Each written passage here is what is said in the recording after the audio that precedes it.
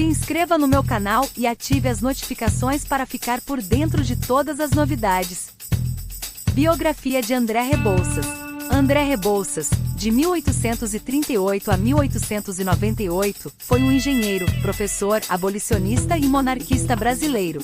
O primeiro engenheiro negro a se formar pela Escola Militar. André Pinto Rebouças nasceu em Cachoeira, província da Bahia, no dia 13 de janeiro de 1838. Filho do advogado Antônio Pereira Rebouças, um mulato autodidata, que exercia a profissão de advogado, e de Carolina Pinto Rebouças, filha de um comerciante. Franzino passou os primeiros anos de vida quase sempre doente. Em 1842 seu pai foi eleito deputado pela Bahia ao Parlamento Imperial. A família vai morar no Rio de Janeiro. Formação: André e seu irmão Antônio, amigos inseparáveis, iniciam seus estudos no Colégio Valdetaro.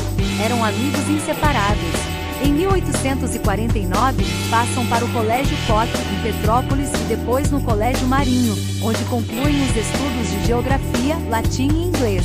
Em casa estudavam para os exames da escola militar. André e o irmão classificam-se nos primeiros lugares.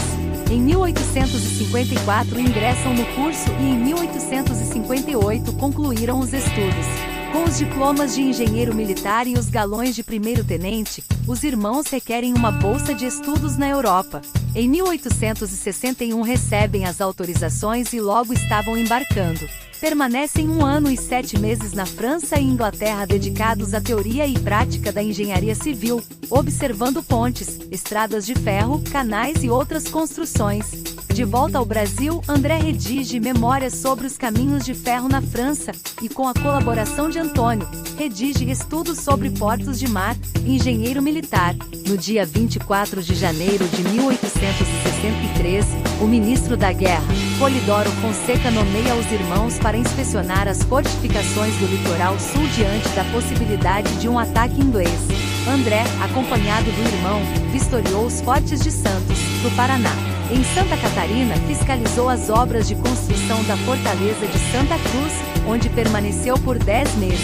Em 1865, preocupado com a Guerra do Paraguai e cheio de ideias, se ofereceu diretamente ao imperador Dom Pedro II, que lhe encaminhou para o Ministério da Guerra. No dia 20 de maio de 1865, o tenente André Rebouças, com 26 anos, partiu para a guerra. Aos poucos, vai se tornando um oficial conceituado.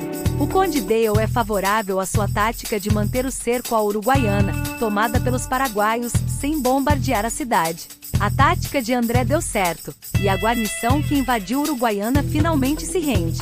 Estava iniciando assim uma longa amizade entre o engenheiro e o príncipe, o Conde Dale. Nessa época morre sua mãe e André pede a baixa do exército. Inscreve-se no concurso para lecionar hidráulica na Escola Central.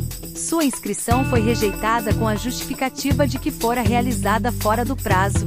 O candidato preferido pelos professores era Borja Castro, mas o Ministério da Guerra, de quem dependia a Escola Central, suspende o concurso até acabar a Guerra do Paraguai.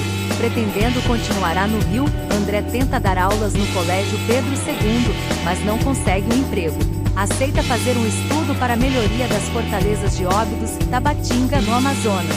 Engenheiro da Alfândega do Rio de Janeiro.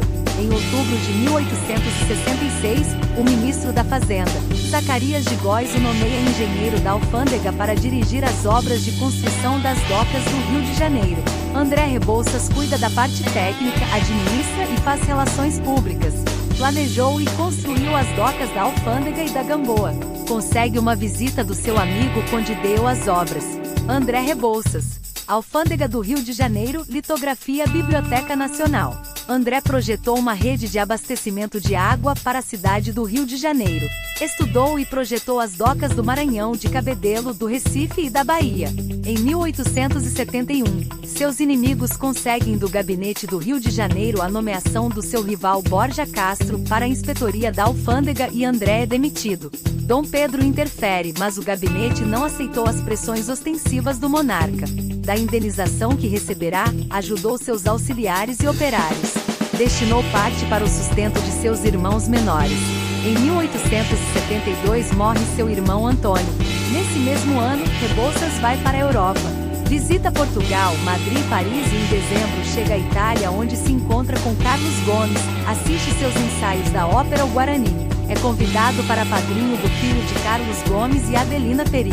Em 1873 vai para Londres e depois para Nova York.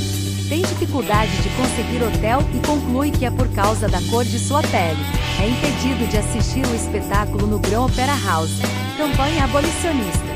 Antes mesmo de sua viagem à Europa e aos Estados Unidos, onde sofreu com a discriminação racial, André Rebouças já se pronunciava a favor da abolição da escravatura. Em 1880 morre seu pai. André, que não se casara, ficava sozinho com seus irmãos mais novos.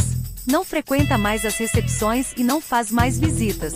Dele só se tem notícias pelos frequentes artigos que publica nos jornais. Ainda em 1880, finalmente é designado professor da Escola Central, então chamada Escola Politécnica.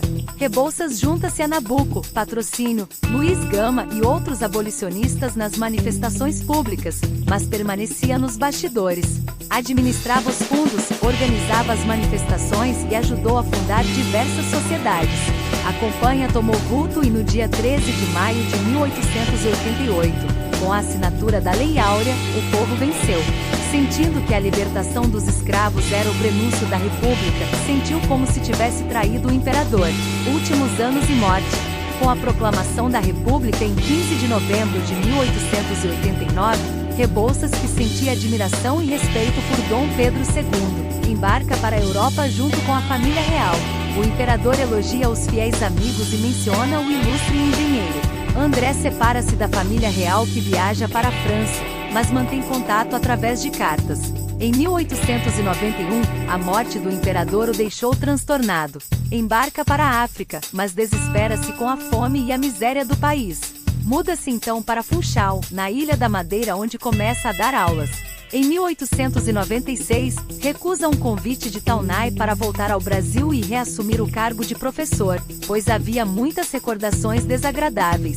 André Pinto Rebouças morre em Funchal, na Ilha da Madeira, Portugal, no dia 9 de maio de 1898.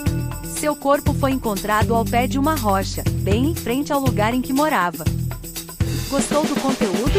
Então não deixe de se inscrever no canal para receber mais vídeos como este.